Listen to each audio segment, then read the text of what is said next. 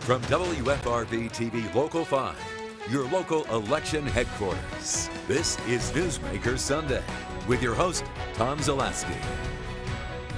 Good morning. Welcome to Newsmaker Sunday. I'm Tom Zaleski. Today, we focus on Wisconsin's Move Over law. The law requires drivers to switch lanes when approaching emergency or service vehicles stopped on the side of the road. And if you can't do that safely, drivers must at least slow down. All 50 states have such a law designed to protect law enforcement officers, emergency crews, and road maintenance workers as well. Failure to follow this law can result in a fine of $263. And someone who knows the importance of following this law, Officer Brian Murphy with the Ashwaubenon Public Safety Department. He was seriously injured in a crash on I-41 just south of the Wabi Lane exit. This was back in July of 2017. Officer Murphy, thanks so much for joining us this morning. Hey, thanks for having me. Much appreciated. First, most obvious question, how are you? How you doing? Well, I'm back to work, and for the most part, our life has, when I say our life, I mean my family and I think my coworkers' lives, at least with regards to this, have returned back to what we refer to as our new normal. There's a time before the crash and a time after the crash, and we have found our new normal, and we're carrying on. So life is good, life is continuing. When you say new normal, what's different from the old normal? Well, I think certainly after an incident like this, it's a pretty traumatic experience, not just for myself, but I know also for my family, and also for the other officers and responders that helped me out that night. An incident like this doesn't just affect the core people involved. It has some pretty significant ripple effects beyond just me, leading to the other officers that were on scene, the other officers that picked me up in the ambulance, the officers and sheriff's deputies that had to investigate this incident. Quite a bunch of ripple effects that went out from that. So pretty impactful event. Take me back to the day. You're on I-41. It is near the Wabi Lane exit a couple of years ago. Correct. What were you responding to? What were you doing? Well, I was responding to a car fire on Here we see it. I-41.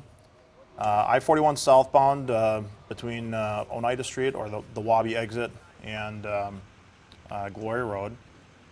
So my role as a police officer was to show up on scene and help shut down some lanes of traffic to try to keep our scene safe for the fire crew that was working a little bit further up on the freeway. And I can say this from personal recollection up to the point of getting my squad car up there, having it positioned, putting out cones and flares, and shutting down a few traffic lanes. My personal recollection stops at about that point and starts up again when I woke up in the ICU at St. Vincent Hospital. So I have lost a gap of time there. So from what I was told from the investigation is that at some point I had exited my squad car to begin the process of picking up and returning things back to normal. And that was the point at which I was struck by a vehicle. And you had two surgeries. I did. One of which they called life-saving surgery. It was that bad. Correct. That surgery was actually brain surgery. I had a blood vessel bleeding in my brain. They had to go in and address that. That is a potentially fatal injury. And that was a decision that obviously I wasn't in a condition to make, but that was a decision that my wife had to make. So when we talk about that ripple effect, you're talking within an hour or two of when this happened, my wife got woke up and is making decisions on whether or not I receive, hopefully, surgery. Yeah. She's making a decision at about midnight, 1 o'clock as to whether her husband gets brain surgery or not. And then somehow, just a couple of months later, August 10th, you walk out of that hospital. That had to be an emotional time for not just you, but for everybody around you. Yeah, I can speak for myself. Here we see it. That was an incredibly emotional day. You can see me coming out there. That's my wife Heidi helping me with the walker. That's Chief Dunning standing there at the door for me holding it. And that's my kids and my extended family following up behind me. And as we hand down the entryway there, officers from our department, firefighters from our department, officers from State Patrol, officers even from previous departments I had worked at, other area departments, just out there to show their support. I don't think it's just for me. I think it's for our department as a whole. Yeah, that's why it was a big thing for me to wear my uniform out of there, because this didn't just happen to me. This happened to our department. This happened to one of our officers. I think it was important to see one of our officers getting up and coming back from that. And in that gauntlet, I don't think there was a dry eye. No, I don't think so. I remember watching it here from the set doing the news that night. There wasn't a dry eye in this studio, so I can just imagine what it was like for you and for the people out there. Slow process in getting back to work finally full-time? It was a slow process. To get back to full unrestricted duty was a period of about 6 months. Looking back on it, it feels like it went quick, but when you're going through it, it kind of drags on. But there was physical therapy, occupational therapy. There were some assessments done to make sure that neurologically everything was fine, and psychologically everything was fine.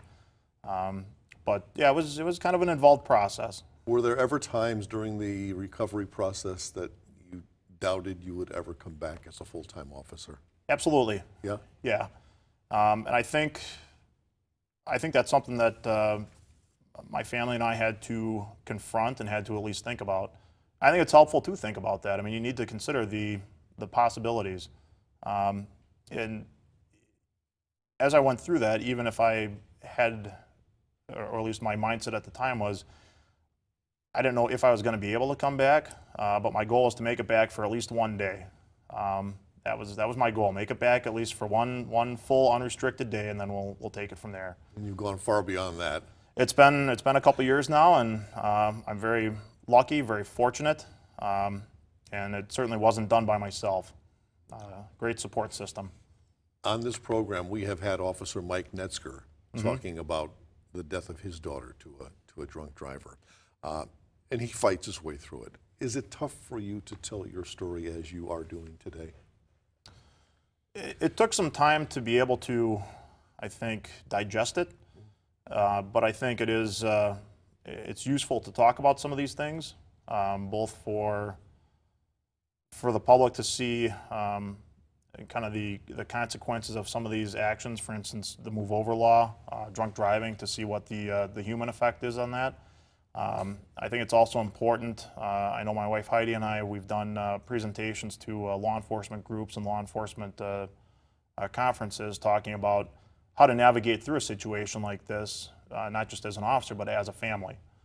And I think that's been helpful for us. I don't know if it's been kind of, I think it's helped us process it, and I think it's good to have those discussions so that officers and their families are thinking about the steps they would need to take to be in a good position, God forbid, if this were to happen, and then what to expect if it were to happen.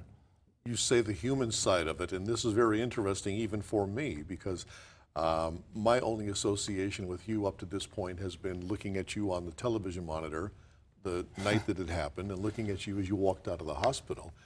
And this is just a different perspective for me to see the guy. You know, here you are, and there's a face to it. And at brain surgery and what have you, you look great. You look like you're back 100%.